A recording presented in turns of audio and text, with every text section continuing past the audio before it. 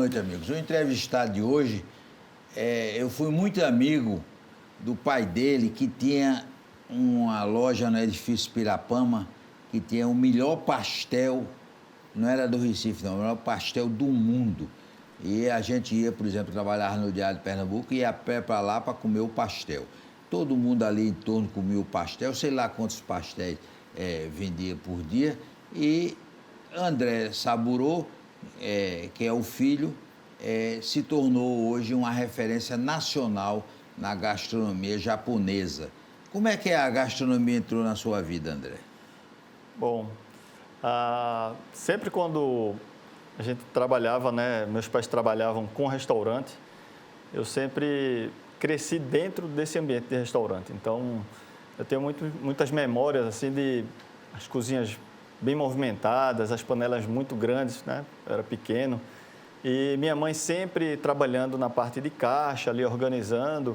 Então, por muitas vezes eu tenho uma memória ainda assim do corre-corre de garçom, né? Minha mãe dando troco e tal. E por muitas vezes eu dormia, né, ali no restaurante, né, acompanhando minha mãe ali e já acordava em casa, ali no bairro dos Aflitos.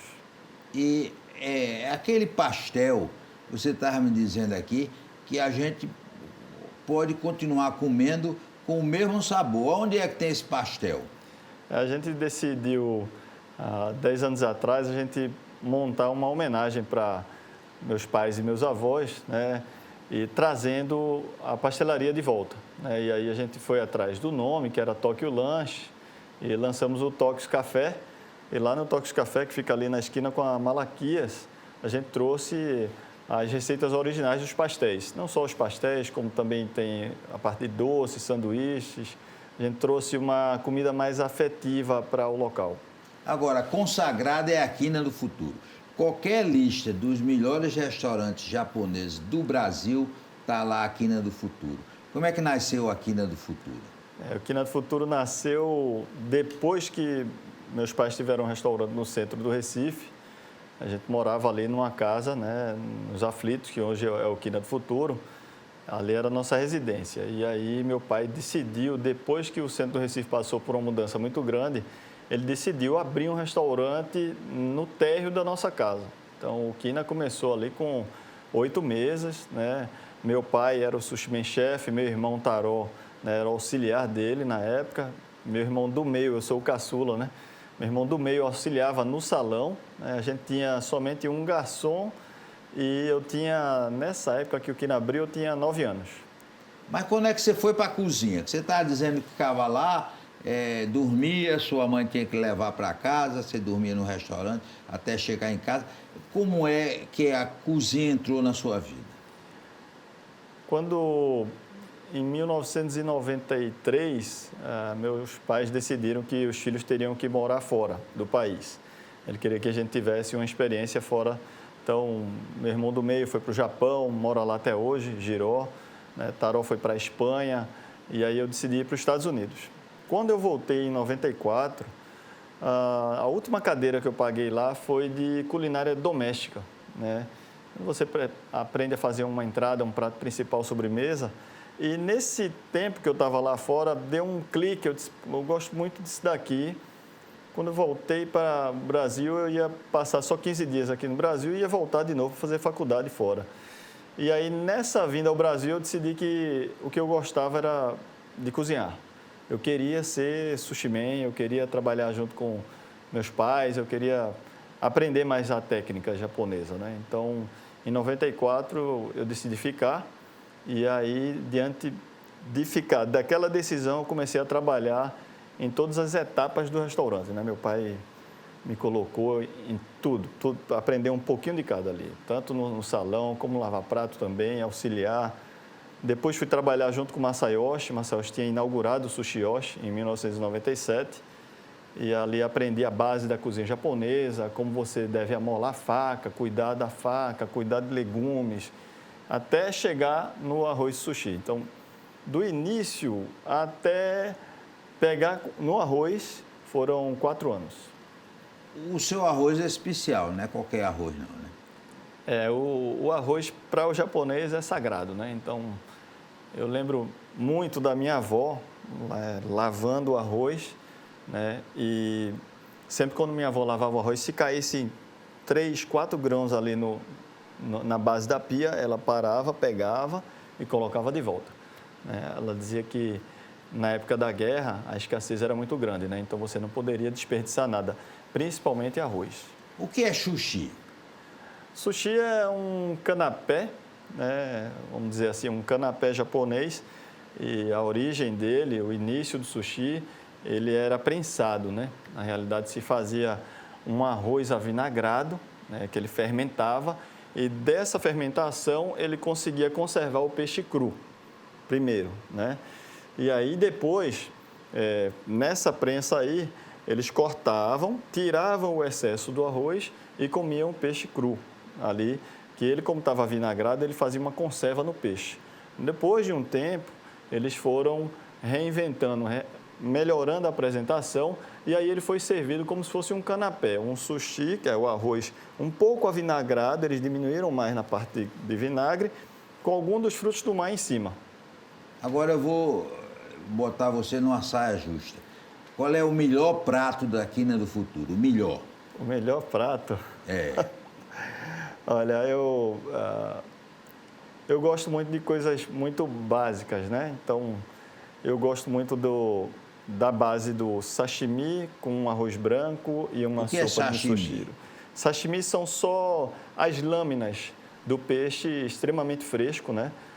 Você pode fazer um sashimi de salmão, de atum, de algum peixe branco. Aqui se usa muito o robalo, né? Que a gente chama de camurim aqui.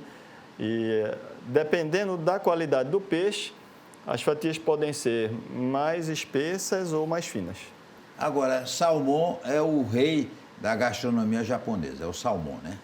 O salmão ele teve uma adaptação, né, ao paladar do brasileiro, né, muito grande. Tanto é que o hábito de se comer o salmão cru veio mais do Ocidente do que do Oriente, do Japão, né? No Japão se come muito mais salmão grelhado. Aqui, a adaptação do paladar do salmão, né, fresco, que hoje em dia vem do Chile, ele teve uma aceitação fantástica. Então, assim, o salmão ele é um peixe que eu digo que se vende só, né? E qual é o outro peixe que você gosta, além do salmão? Gosta de preparar? O atum. O atum, né? O atum é o peixe que eu mais estudo, na realidade, né? O atum é um peixe que eu me dedico há uns 12 anos, mais ou menos, em estudar esse peixe. Melhorar a técnica, ter um aproveitamento máximo, né? A gente trabalha com o atum como se fosse um boi do mar, né? Então, eu enxergo ele como se fosse um boi do mar, né? Eu tive esse pensamento alguns anos atrás também, de ter um aproveitamento melhor do pescado, porque se descartava muito desperdício dele, e como do boi a gente aproveita tudo, eu comecei a estudar o atum como se fosse exatamente isso, um boi do mar que a gente pudesse aproveitar ele ao máximo. Agora, quem não gosta de peixe cru, também tem outras opções na Quina do Futuro. Tem. A Quina do Futuro é um restaurante que trabalha com toda a linha da cozinha japonesa, né? Então, a gente está lá há 36 anos e quando meus pais fundaram, eles quiseram trazer para o pernambucano, né, os sabores da cozinha japonesa total, né? Você trabalha com os cozidos, grelhados, as frituras, né, que são os tempurais, os pratos feitos na chapa, né, os salteados. Então, a gente tem toda a parte da cozinha japonesa e também sushi e sashimi, né, que é a parte crua. Mas eu lembro muito que meu pai, ele gostava muito de cozinha regional, né? Ele adorava tomar café da manhã no Mercado São José. Eu ia muito com ele quando era pequeno para escolher peixe e tal. E ele adorava a comida regional. Rabada, sarapatel. Eu tenho muito dessa lembrança junto com ele. E aí, meu pai, por ter tido essa experiência, meu pai era japonês de Nagasaki, né? Minha mãe também. E por ter tido essa experiência com comida regional, ele conseguia adaptar a cozinha japonesa ao sabor do pernambucano. Então, os molhos que ele criava e que é de origem básica, né, da origem japonesa, que eram muito suaves, ele acrescentava um pouco mais de sabor. Se era um pouquinho doce, ele botava um pouquinho mais doce. Se era um pouquinho salgado, ele botava um pouco mais de sal. ele fazia isso para adaptar o sabor da cozinha japonesa ao pernambucano. Olha, eu pergunto a todo cônsul do Japão qual é o restaurante que ele mais gosta. E todos eles, unanimidade, todo mundo é Quina do Futuro. Esses cônsuls do Japão que vão lá, come que você pressa ou pede novidade para lembrar o Japão? Eles têm quando chegam lá, né, você está em outro país, né, você tem saudade da sua comida, né, original. Então, a gente tenta oferecer algo que sabe que ele está com um pouco mais de saudade, algum tipo de tempero ou uma técnica de conserva, né, que às vezes até algo que você faça em casa mesmo. Né? Algumas conservas você pode fazer em casa, uma coisa que você goste, um fermentado, e a gente tenta servir isso daí. Mas também ele quer experimentar o que é que o pernambucano come, o que é que o brasileiro gosta de comer em um restaurante japonês. Aí a gente apresenta algumas novidades, algumas coisas que a gente conseguiu inserir um tempero da cozinha brasileira ou nordestina dentro de um prato tradicional japonês. Um exemplo disso é um sushi que a gente faz com atum. É um soft yakami, é uma parte do atum que lembra uma carne, né? Porque ele tem uns fios mais penteados. E a gente pincela ele com manteiga de garrafa, dá uma leve tostada e serve com flor de sal. Então, é um sushi muito delicado, né? Que leva uma pincelada, né? Que é o toque do Nordeste, que é a manteiga de garrafa, e combina muito bem, ele harmoniza muito bem. Aquele biscoitinho da sorte, qual é a origem daquilo? O biscoitinho da sorte é muito difundido pela cozinha chinesa, né? Mas tem japonês também que usa, né? E aí, assim, esse daí o brasileiro adora isso, né? Inclusive, meus filhos também, quando recebem um biscoitinho da sorte, abre, quebra, lê, né? Tem um grande amigo nosso, que é Bob Fong, que é da rede Chinatown, no EC, do Sushimi também, e é uma das referências para mim também. E ele tem uma fábrica, né, desse biscoitinho da sorte. Então, ele fornece hoje em dia tanto para a rede dele quanto para outros restaurantes. E você falou dos seus filhos, tem algum já com tendências gastronômicas? Tem. Eu tenho 2 filhos, né? Kenzo e Rick. Kenzo tem 12 anos, Rick já tem 8 anos. Mas, assim, os dois, eu acho que eles... Hoje em dia, os meninos usam muito computador, né, para procurar receita, alguma coisa desse tipo. Em vez por outro, eu passo assim pela sala, estou olhando, e aí eu vejo um olhando uma receita, né? Ontem mesmo o mais velho fez uma sobremesa que viu, aí pediu para eu provar quando cheguei em casa, provei ali. Querendo ou não, assim, não tem como eu não puxar a sardinha para o lado deles também, né? Eu incentivar que eles continuem nessa linha. Depois, no intervalo, nós vamos continuar conversando com o chefe André Saburo.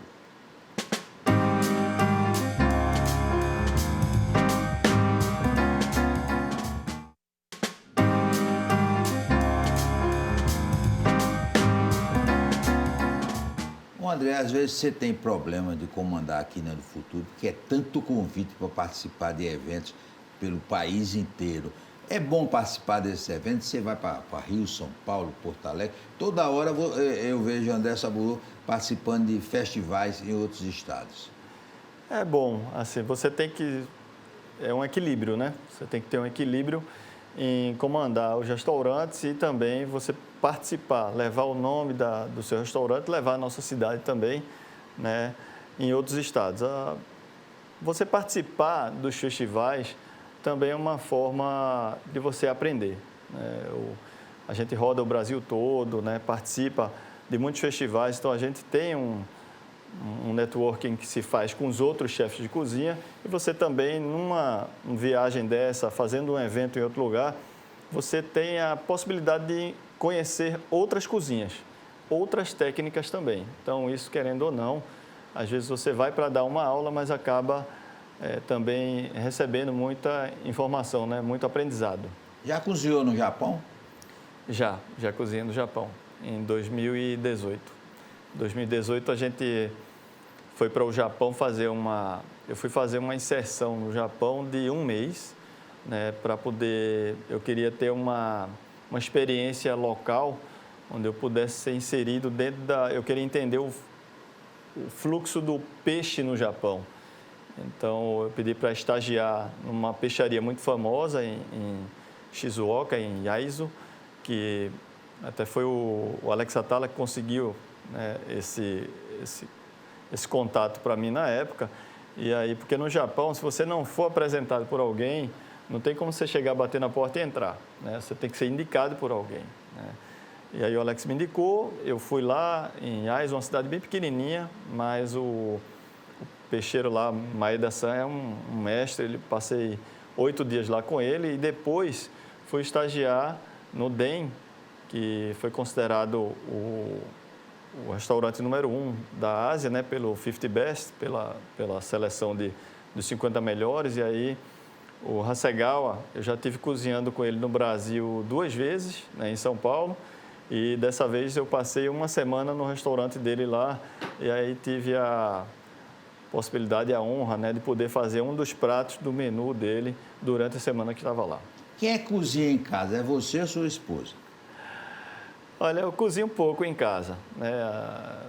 Assim, estou mais em um dia de folga, né, no caso, né? Então, domingo é o meu dia, né, que eu estou em casa, e aí eu gosto de cozinhar junto com meus filhos. Me ajuda aqui, corta ali. No dia a dia mesmo, né, minha esposa está em casa com os meninos ali, dia de aula, tudo. Então, eles têm o costume e a rotina também de almoçar e jantar em casa. Eles vão E ela cozinha bem? Cozinha.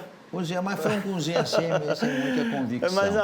Mas na parte do café da manhã, Catarina sempre... os meninos adoram quando ela faz o café da manhã, né, para eles. E Giza, né, que é a nossa secretária lá, é que faz o nosso dia a dia. Ela é quem prepara o almoço, o jantar, café da manhã. Então, assim, quando chega no fim de semana, e aí Giza vai para casa, e aí quem assume a cozinha é Catarina, minha esposa, e eu assumo já no domingo. Olha, tem muita gente que mora na Zona Sul que reclama porque tem que ir para a Quina do Futuro, tem que atravessar o viaduto e tal.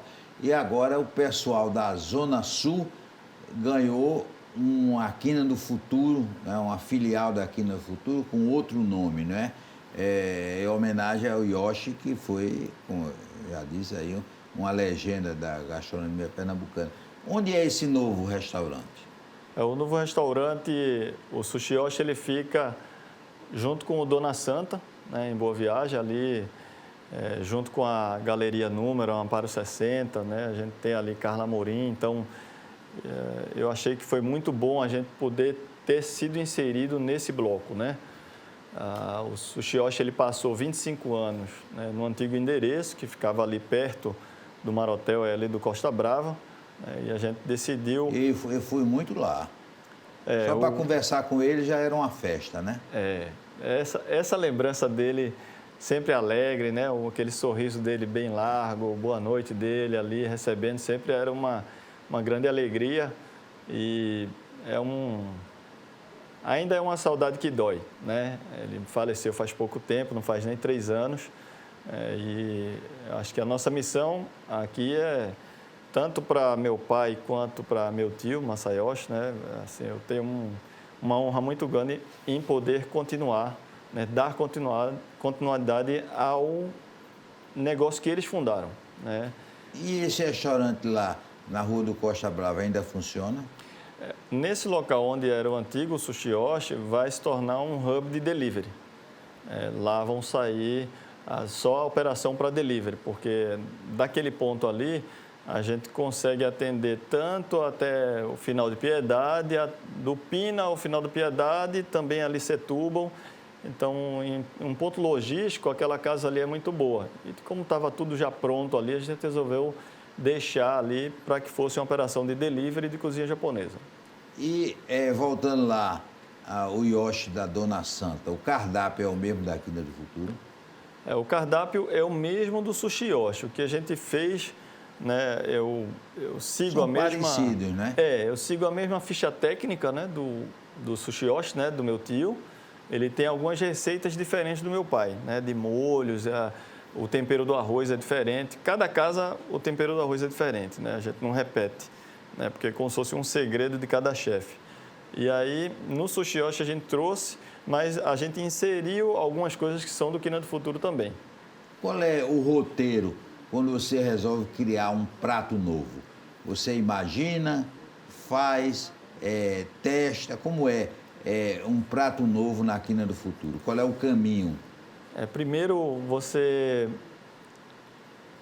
tem as ideias, né, na cabeça do que você vai utilizar. Então, você vai atrás primeiro do primeiro ponto. Se for uma proteína ou se for um prato vegetariano, né, o primeiro ponto ali. Você escolhe a proteína e depois, para um chefe de cozinha, você tem as suas memórias, né, de cheiros e os aromas ali já inseridos aqui, né? Então, você pensa primeiro na cabeça, se eu misturar isso com aquilo, né, o que é que deve acontecer, você já tem a resposta ali.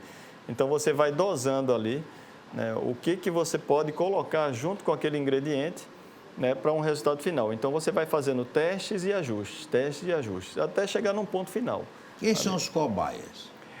Normalmente somos nós mesmos. Você mesmo, né? E sempre alguns dos amigos, né, que estão na cozinha também, eu sempre converso muito com o Joca Ponte, com Biba Fernandes, Duca Lapenda, Claudemir, sempre a gente está ali, né, em contato, sempre conversando, tirando uma dúvida ou outra, né? Dentro do nosso time, a gente tem lá Giovana, né? Gina Carato, Júlio Carpentieri, são pessoas que têm um paladar, né, bem acentuado, bem avançado nessa parte de descrição. Então, você primeiro pede uma opinião com eles também, sabe? Só, vem aqui, eu estou com um prato novo, queria que vocês provassem. Então, você tem ali uns provadores profissionais, né? E depois a gente também serve em algumas ocasiões para alguns clientes do restaurante também, que pelo dia a dia da convivência, você sabe que alguns clientes ali têm um paladar muito avançado, né? Tem clientes nossos que comem o mesmo prato durante vários anos.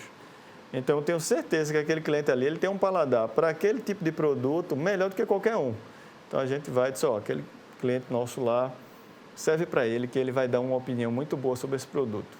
Então... Está criando algum prato bomba para lançar esse ano? Não, o que a gente sempre, né, procura, o que a gente sempre vai atrás, né, é sempre tentar melhorar a qualidade do ingrediente que chega até a gente. Então, é uma coisa que a gente está sempre atento, conversar com os fornecedores, seja ele o fornecedor de pescado, né, de crustáceos, da parte de hortifruti, a gente conversa, a gente tenta se aproximar mais deles, para que a gente possa ter uma troca de conhecimento e que traga um produto de melhor qualidade. Trazendo um produto de melhor qualidade, a gente sabe que no final a gente vai poder oferecer ao cliente sempre um produto com muita segurança, né, com muito mais sabor e também saudável. A qualidade dos insumos é prioridade absoluta no seu restaurante. É uma busca sem fim. Assim, a gente tenta... Acho que isso tem uma coisa do japonês também, né? Ele tenta sempre melhorar um pouco mais. Ele tenta sempre dá para melhorar, sabe? Eu aprendi muito no Japão também quando fui em 2018 e quando fui agora em julho, eu fui de novo lá na peixaria estagiar novamente. E aí, de 2018 até agora, quando eu cheguei lá, eu vi que a técnica do meu mestre peixeiro lá, né, Maeda-san, ele já estava em outro nível. Assim. Eu saí de lá em 2018, né, com muita técnica em mente, que eu tinha aprendido, e quando cheguei lá, ele já estava assim, há anos-luz na frente novamente. Então, o japonês tem muito disso, de tentar sempre melhorar. Saburo, e o departamento de doçaria da Quina do Futuro? Quais são as atrações das sobremesas?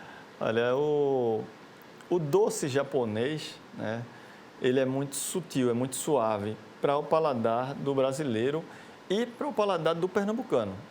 O pernambucano tem uma origem de doce, nossos doces são muito doces, né, e tem muito açúcar.